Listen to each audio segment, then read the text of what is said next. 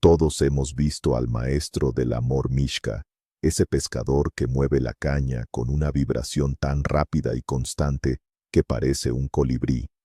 ¿Y si les digo que ese movimiento, considerado por muchos como la técnica perfecta, es la razón principal por la que se van de vacío?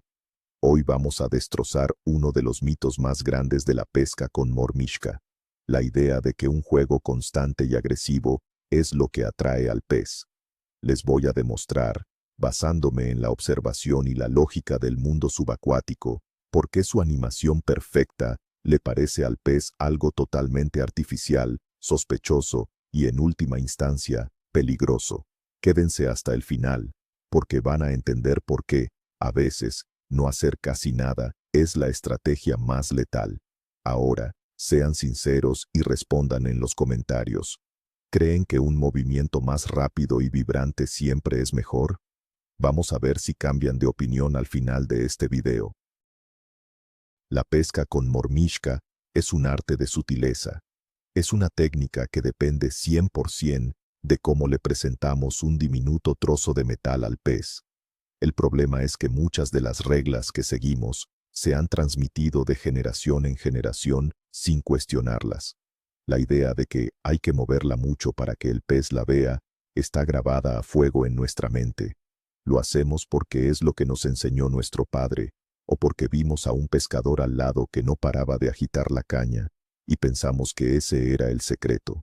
Nos acostumbramos a un tipo de movimiento y lo repetimos una y otra vez, sin importar las condiciones del día, el tipo de pez o lo que realmente está ocurriendo bajo el hielo. Hoy vamos a romper ese ciclo, vamos a dejar de pescar de memoria y empezaremos a pescar con la cabeza, entendiendo el porqué de cada movimiento. Comencemos por el principio, el mito de la vibración constante. Durante años, nos han dicho que el secreto del amor mishka es una vibración de alta frecuencia. Vemos a pescadores con la muñeca temblando, creando un zumbido casi imperceptible en la punta de la caña. La lógica parece simple. Más movimiento equivale a más atención.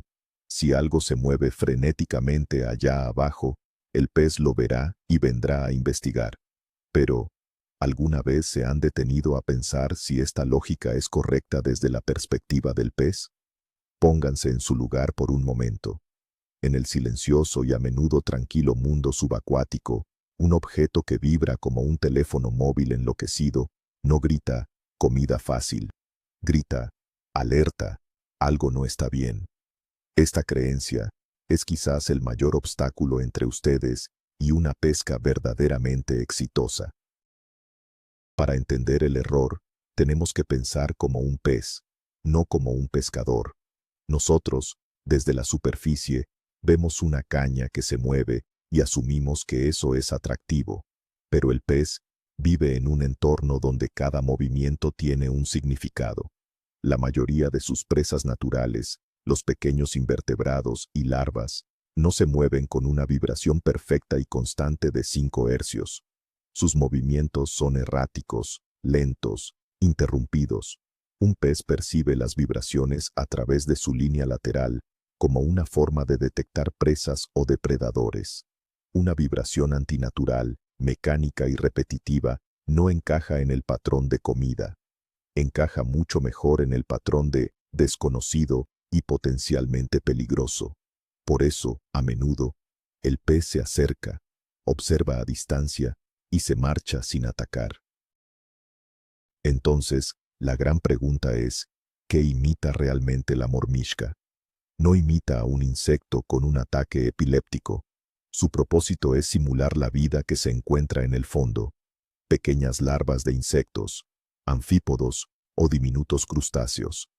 Piensen en cómo se mueven estos seres. Se arrastran lentamente por el sedimento, dan pequeños saltos, se detienen, se entierran y vuelven a salir. Ninguno de ellos realiza un baile vibratorio de alta frecuencia de forma sostenida. Si nuestro objetivo es engañar al pez para que crea que nuestra mormishka es una de estas criaturas, nuestro movimiento debe replicar esa naturalidad y esa torpeza. Todo lo que se aleje de ese comportamiento errático y sutil solo servirá para levantar sospechas. Hablemos del movimiento natural de las larvas. Imaginen una pequeña larva de mosquito o un camarón de agua dulce en el fondo. ¿Qué hace? Se mueve unos milímetros y se detiene. Quizás una corriente de agua la levanta ligeramente y luego vuelve a caer suavemente. O se impulsa un par de centímetros y se queda quieta, camuflada. Sus movimientos son cortos, lentos y sobre todo, están llenos de pausas. Esas pausas son momentos de vulnerabilidad. Son los momentos en los que un depredador, como el pez que buscamos, decide que es seguro atacar. Nuestra animación debería reflejar precisamente eso, una secuencia de pequeños movimientos y paradas prolongadas.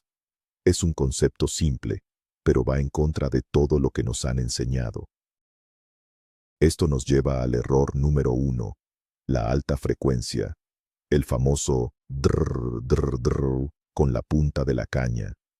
Este movimiento puede ser útil en situaciones muy específicas, como para llamar la atención del pez desde lejos en aguas turbias, pero usarlo como técnica principal, especialmente cuando el pez ya está cerca del señuelo, es un error fatal.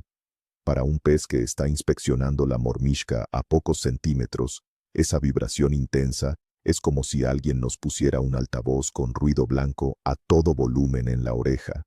Es molesto, es antinatural y es una señal de alarma.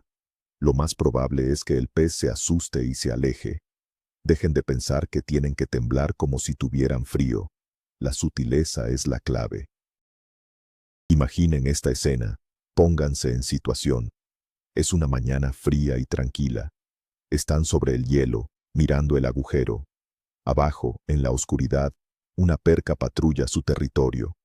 De repente, algo baja desde arriba. Es su mormishka. La hacen vibrar a toda velocidad. Para la perca, es un objeto no identificado que desciende con un comportamiento agresivo y extraño. No se parece a nada que coma habitualmente. Ahora imaginen la misma escena, pero dejan que la mormishka caiga suavemente. La posan en el fondo. La levantan 1 centímetro. La dejan quieta 10 segundos. La mueven otro centímetro. Para la perca, eso se parece mucho más a una larva desprevenida que se mueve por el fondo. ¿Cuál de las dos presentaciones creen que tiene más probabilidades de recibir un ataque? No subestimen al pez. El pez no es tonto, y su instinto de supervivencia está increíblemente desarrollado. Ha evolucionado durante millones de años para reconocer patrones. Sabe distinguir el movimiento de una presa del movimiento de una amenaza. Un ritmo perfectamente constante y mecánico es un patrón artificial. No existe en la naturaleza. Por eso, cuando presentamos una mormishka con una animación que parece hecha por una máquina, el cerebro del pez la cataloga inmediatamente como no comestible o potencialmente peligrosa. Es un mecanismo de defensa. Estamos luchando contra millones de años de instinto. La única forma de ganar es ser más naturales que ellos, no más ruidosos. Y aquí entra en juego el arma secreta que la mayoría de los pescadores ignoran, la pausa. La pausa es el elemento más importante de la animación de la mormishka. Es mucho más importante que la vibración, la velocidad o la frecuencia. Una pausa es un momento en el que el señuelo se queda completamente inmóvil, suspendido en el agua o posado en el fondo. Puede durar 2 segundos, 5 segundos o incluso 20 segundos. Parece una eternidad y va en contra de nuestro impulso de estar siempre haciendo algo. Pero es durante esa pausa cuando ocurre la magia. Es el momento en que el pez, que ha estado observando con recelo, baja la guardia y decide atacar. Veamos por qué una pausa provoca el ataque. Cuando el pez ve el movimiento inicial, su curiosidad se activa, se acerca a investigar. Si el movimiento continúa sin cesar, también lo hace su sospecha. Pero cuando el movimiento se detiene de repente, ocurren 2 cosas en la mente del pez. Primero, el objeto parece ahora una presa fácil, indefensa y vulnerable. Ya no es una amenaza activa. Segundo, la pausa le da al pez el tiempo y la confianza necesarios para tomar la decisión de atacar. La mayoría de las picadas, y les garantizo que pueden comprobarlo, ocurren justo al final de un movimiento, durante la pausa o al inicio del siguiente movimiento.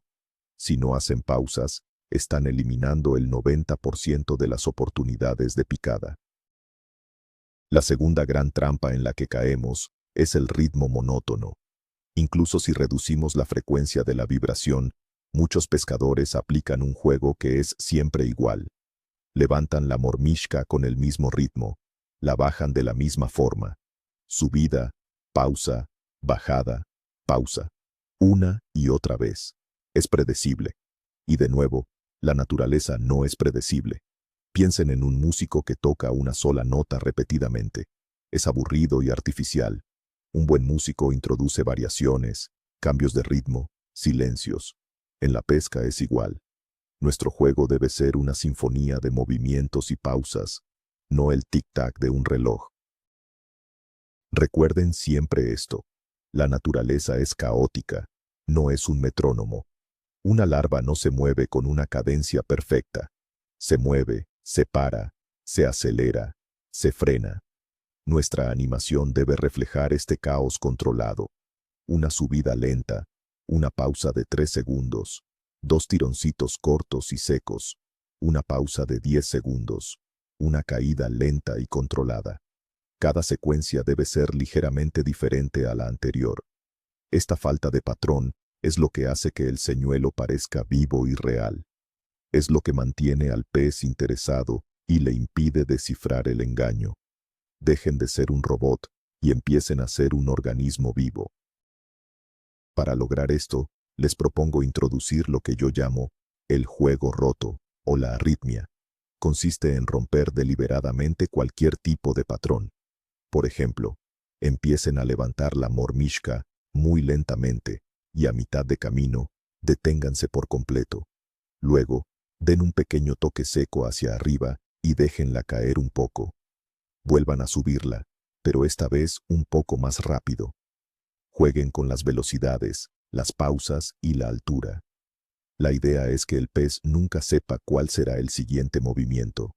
Esta imprevisibilidad es extremadamente atractiva, porque imita a la perfección el comportamiento de una presa herida o desorientada, que es el objetivo más fácil para cualquier depredador. Veamos un ejemplo práctico que pueden probar en su próxima salida: el levantamiento lento, con paradas. Dejen la mormishka en el fondo durante unos 15 segundos. Luego, empiecen a levantarla de la forma más lenta que puedan, apenas 1 milímetro por segundo. Después de subirla unos 5 centímetros, deténganse por completo durante otros 10 segundos. Vuelvan a subir otros 5 centímetros, igual de lento. Y otra pausa. Continúen así hasta que hayan levantado el señuelo unos 50 o 60 centímetros del fondo. Se sorprenderán de la cantidad de picadas que ocurren durante las pausas o en el preciso instante en que reanudan el movimiento. Es una técnica increíblemente efectiva, sobre todo con peces recelosos. Ahora hablemos del golpeteo en el fondo. Muchos pescadores golpean repetidamente la mormishka contra el lecho del lago para levantar una nube de sedimento y atraer al pez. Esto puede funcionar, pero también puede ser contraproducente.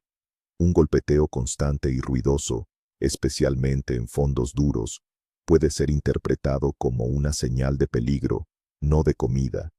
Puede asustar a los peces más cautelosos que se encuentren cerca. Es como si alguien estuviera golpeando la puerta de su casa sin parar. Al principio puede generar curiosidad, pero pronto se convierte en una molestia o una alarma. El uso del golpeteo debe ser estratégico y medido. Entonces, ¿cuándo golpear el fondo y cuándo no? Mi consejo es usarlo con moderación, como una llamada de atención inicial. Al bajar la mormishka por primera vez, pueden dar 2 o 3 toques suaves en el fondo para crear una pequeña nube de partículas. Esto puede atraer la atención de peces que estén a cierta distancia. Pero una vez que han hecho esa llamada, dejen de hacerlo. Cambien a un juego más sutil de levantamientos y pausas. Si después de un rato no hay picadas, pueden dar otro par de toques para reactivar la zona, pero eviten a toda costa el martilleo constante. En la pesca, a menudo, menos es más. Otro factor crucial que a menudo pasamos por alto es la velocidad de caída de la mormishka. Después de un levantamiento, muchos pescadores simplemente dejan caer el señuelo, que se precipita hacia el fondo como una piedra. Pensemos de nuevo en la naturaleza. ¿Qué larva o insecto cae a esa velocidad? Ninguno. Una caída natural es mucho más lenta, planeada, a veces interrumpida. Para lograr esto, deben mantener una ligera tensión en la línea durante la bajada. No la dejen completamente floja. Acompañen a la mormishka en su descenso, controlando la velocidad. Una caída lenta y natural le da al pez más tiempo para ver el señuelo y decidirse a atacar. Una mormishka que cae como una piedra es inmediatamente sospechosa. Le dice al pez dos cosas. Primero, que el objeto es demasiado denso y pesado para ser un alimento natural. Y segundo, que no tiene control sobre su movimiento, lo cual es raro en un ser vivo. Controlar la caída, haciendo que parezca que el señuelo planea suavemente hacia el fondo, es una de las técnicas más avanzadas y efectivas. A menudo, las picadas más violentas se producen durante esta caída controlada, porque el pez lo interpreta como una presa que intenta escapar hacia el fondo y la intercepta antes de que llegue. Uno de los mayores errores que veo en el hielo es el de copiar al pescador de al lado sin entender lo que está haciendo. Ven a alguien sacar un pez y automáticamente intentan imitar su movimiento de muñeca. Pero quizás esa persona está usando una mormishka más pesada, o un hilo de otro diámetro, o simplemente tuvo suerte en ese momento. O quizás su técnica funciona para peces activos, pero no para los peces apáticos que hay hoy. Dejen de mirar a los demás y concéntrense en su propio agujero. Experimenten con diferentes ritmos, pausas y animaciones. Lo que funcionó ayer puede no funcionar hoy. La clave es entender que cada día de pesca y cada pez son diferentes. Hay días en que los peces están muy activos y un juego un poco más agresivo puede funcionar. Pero hay otros días, la mayoría, en los que los peces están apáticos, lentos por el frío, y solo reaccionarán a una presentación extremadamente lenta y natural. La habilidad del buen pescador no reside en dominar una única técnica secreta, sino en saber adaptarse. Tienen que ser capaces de leer el comportamiento de los peces a través de las picadas o la falta de ellas, y ajustar su animación en consecuencia. Sean flexibles y no se casen con un solo método. Para terminar, les propongo una prueba definitiva que pueden hacer ustedes mismos. La próxima vez que vayan a pescar, usen 2 cañas si la ley lo permite. En una, apliquen la técnica clásica de vibración constante y rápida que siempre han usado. En la otra, apliquen los principios que hemos discutido hoy. Movimientos lentos, arritmia y, sobre todo, pausas muy largas, de hasta 20 o 30 segundos. Pesquen con ambas durante un par de horas, alternándolas en el mismo agujero. Les aseguro que los resultados hablarán por sí solos. La caña de la paciencia y la naturalidad superará a la de la prisa y la vibración en 9 de cada 10 ocasiones. Así que, en resumen, hemos desmantelado la idea de que, para pescar con mormishka, hay que estar moviendo la caña sin parar. Hemos visto que la vibración constante, el ritmo de metrónomo y, sobre todo, la falta de pausas, son los 3 grandes errores que hacen que nuestro señuelo parezca una alarma de coche bajo el agua. El verdadero giro aquí, la idea que quiero que se lleven a casa, no es aprender una nueva animación súper complicada. Es todo lo contrario. Es aprender a no hacer nada. Es entender que la pausa, esa quietud, ese momento de duda, es lo que convierte a un trozo de metal en un bocado irresistible para el pez. Este simple cambio de mentalidad, de pasar de animar sin parar a provocar con pausas, puede transformar por completo sus jornadas de pesca, especialmente en los días difíciles. Gracias por acompañarme en este análisis. Si este video les ha volado la cabeza tanto como a mí, la primera vez que lo descubrí, revienten ese botón de me gusta y suscríbanse para no perderse más secretos que los expertos no cuentan. Y ahora, la pregunta final para el debate.